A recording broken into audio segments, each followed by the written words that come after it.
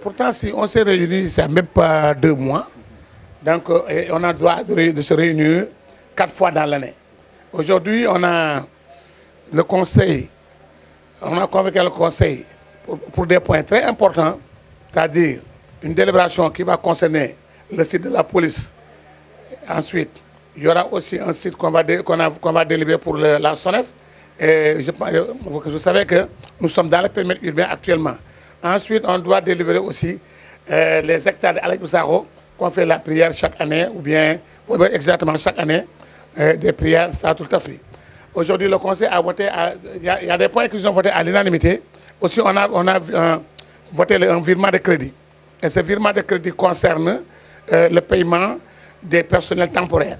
Et le personnel temporaire, c'est un personnel, par exemple, qui on n'a pas d'argent pour payer, on doit obligatoirement trouver de l'argent pour les payer dans le budget. C'est la raison pour laquelle on a pris de l'argent dans une autre rubrique pour amener ça à une rubrique pour payer les salaires du personnel temporaire. C'est ce qu'on appelle un virement de crédit. Mais ce qui est important actuellement, c'est la sécurité actuellement. Parce que vous connaissez que Ngeko est un carrefour très fréquenté. Très fréquenté par qui?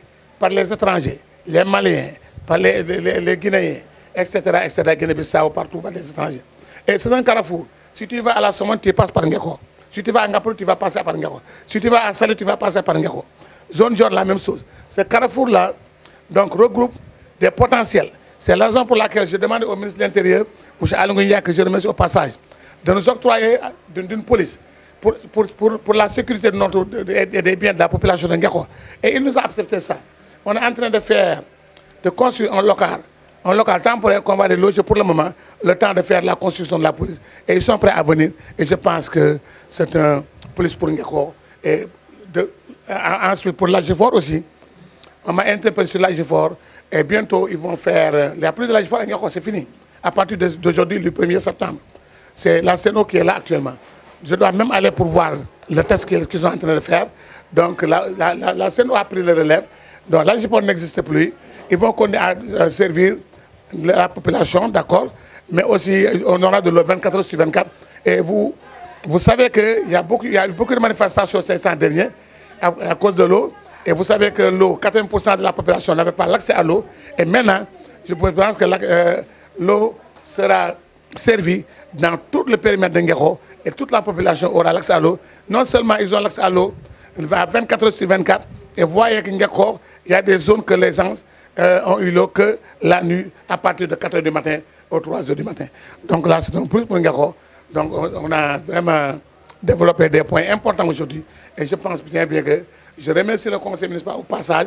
Tous les points ont été votés à la majorité.